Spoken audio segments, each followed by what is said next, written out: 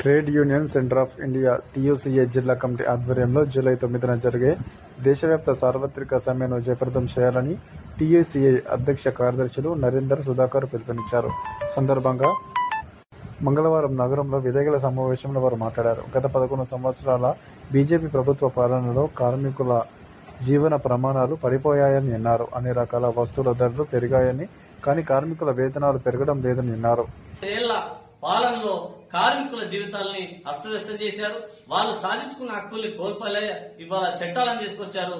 4 labour కోడ్లను రద్దు చేయాలని చెప్పేసి అందుకే మేము డిమాండ్ చేస్తా ఉన్నాం. అదేవిధంగా కనీస వేతనాలని అమలు చేయడం లేదు. సుప్రీంకోర్టు తీర్పు అమలు కావడం లేదు. కార్మికులకు కనీస వేతనాలు అందించాలని, కనీస పెన్షన్ ని 9,000 రూపాయలు ఇవ్వాలని చెప్పేసి ప్రధానంగా మేము డిమాండ్ చేస్తా ఉన్నాం. అదేవిధంగా 8 గంటల పని విధానం స్థానంలో 12 గంటల పని విధానాన్ని తీసుకొచ్చే ప్రయత్నం చేస్తా ఉన్నారు. దీన్ని వెంటనే విరమించుకోవాలా, 8 గంటల పని విధానాన్ని పాటించేలా చర్యలు తీసుకోవాలని చెప్పేసి కోరుతా ఉన్నాం. అదేవిధంగా ఏదైతే కార్మిక వ్యతిరేక చట్టాలను తీసుకొచ్చే ప్రయత్నాలు చేస్తా ఉన్నాయో, కార్పొరేట్ అనుకూల చట్టాలను రద్దు చేయాలని చెప్పేసి, లేకపోతే పెద్ద ఎత్తున ఉద్యమిస్తామని చెప్పేసి సందర్భంగా హెచ్చరిక చేస్తూ 9వ తారీఖు నాడు నిజామాబాద్ జిల్లా కేంద్రంలో జరిగే సమ్మెలో భారీ ఎత్తున వేలాది మంది కార్మికులు పాల్గొనాలని చెప్పేసి మేము విజ్ఞప్తి చేస్తా ఉన్నాం.